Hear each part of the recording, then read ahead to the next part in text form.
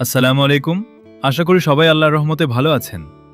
আজকে আলোচনার বিষয় হলো যারা কুরবানির দিবেন তাদের নখ ও চুল কাটা যাবে কিনা। আপনাদের সাথে আছি আমি শহীদুল ইসলাম। ধৈর্য সহকারে ভিডিওটি দেখার অনুরোধ রইল। কুরবানির ঈদ যত কাছে আসে ততই একটি প্রশ্ন অনেকের মনে ঘুরতে থাকে। কুরবানির আগে কি নখ ও চুল কাটা নিষেধ?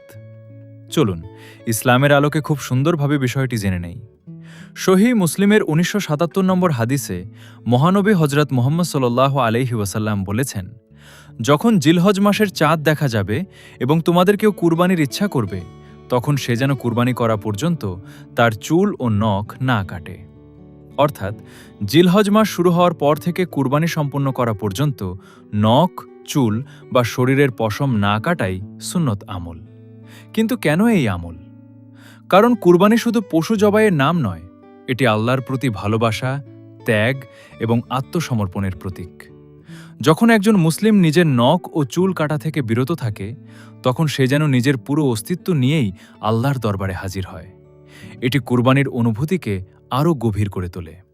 তবে মনে রাখবেন, এটি ফরজ বা ওয়াজিব নয়, বরং একটি সুন্দর সুন্নত।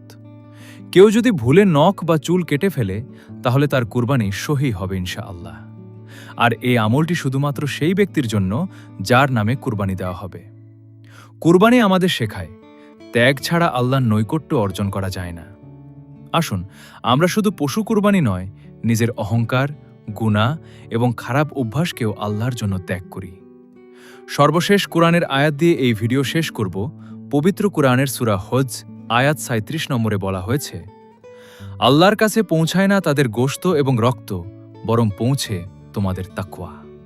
অর্থাৎ এই আয়াত আমাদের শেখায় কুরবানির মূল উদ্দেশ্য হল আল্লাহভীতি, আনুগত্য ও আন্তরিকতা। আর নখ ও চুল না কাটা হল সেই আনুগত্য ও সুন্নতের একটি সুন্দর প্রকাশ। সবাই ভালো থাকুন,